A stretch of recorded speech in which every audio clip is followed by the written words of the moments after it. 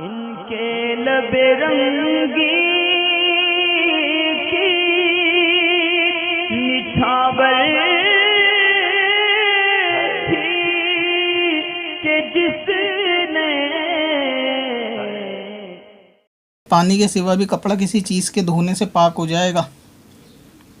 यानी अगर पानी मौजूद नहीं है तो अगर पानी मौजूद नहीं है और कपड़े पे नजासत है, मेरे ख्याल से ये गुलाब लिखा ना आपने, गुलाब जल होगा शायद, ये गुलाब जल के धोने से, यानी गुलाब जल ये कि आब गुलाब जो होता है ना, उसके धोने से पाक हो जाएगा कपड़ा। ये नहीं तो वो चीज़ जो होती है ना, जो रकीक है लिक्विड के अंदर जिसको आप बोलते हैं, या तरल पदार्थ जिसको बोलते हैं हिंदी में, तो वो बहने वाली चीज़ जो पानी के हुक्म में आ जाए, जो बह सकती है, जैसे कि आपने नाम लिखा कि गुलाब जल,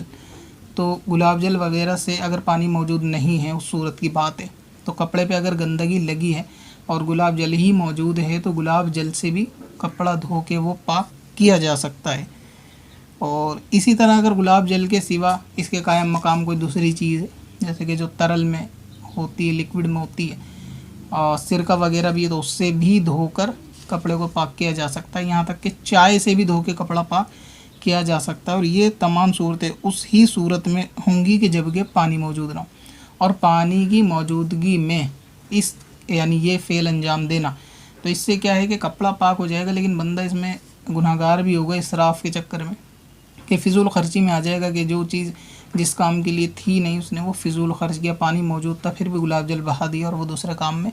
लिया जा सकता था, या फिर ये कि चाय बहा दी दूसरे काम में ली जा सकती थी। ये सूरत वैसे अक्सर पेश नहीं आती है। ऐसी जगह पे आदमी सफ़र पे है, उसके थर्मस में चाय है या ऐसा सामान है, मतलब गुलाब जल या इस तरीके के मामले उसने रख रखे हैं और पानी नहीं है और सफ़र पे नमाज की ज़रूरत पेश आई,